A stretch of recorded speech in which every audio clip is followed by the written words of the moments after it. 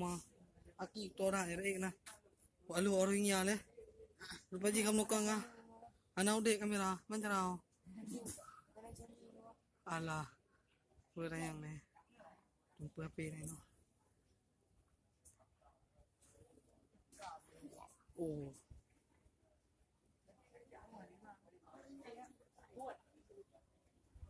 Oh, na tengah wawancara Pak eh. Tengah wawancara Pak Pak.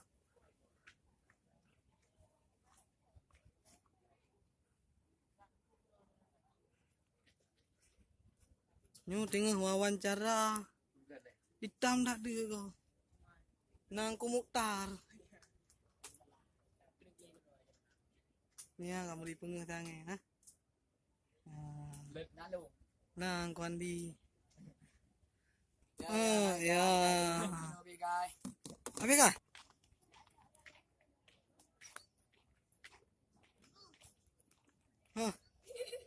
Nia nyontik bak itu ke? Ya.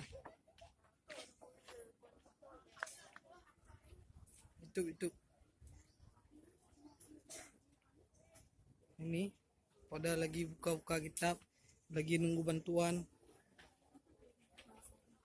Ini lebih sedih lagi.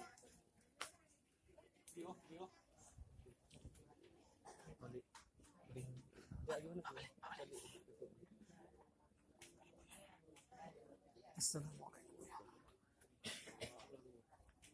Maaf.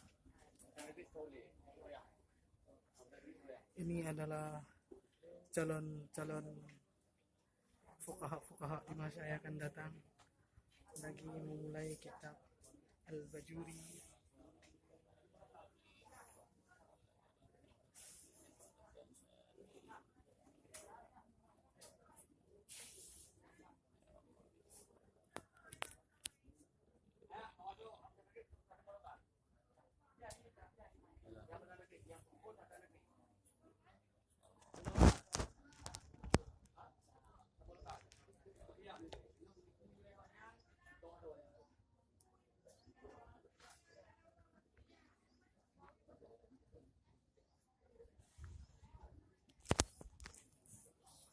Malah makam Syekh Kuala Petumurun.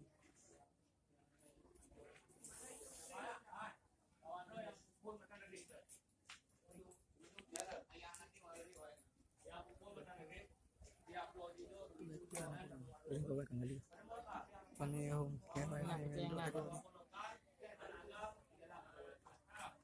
warahmatullah.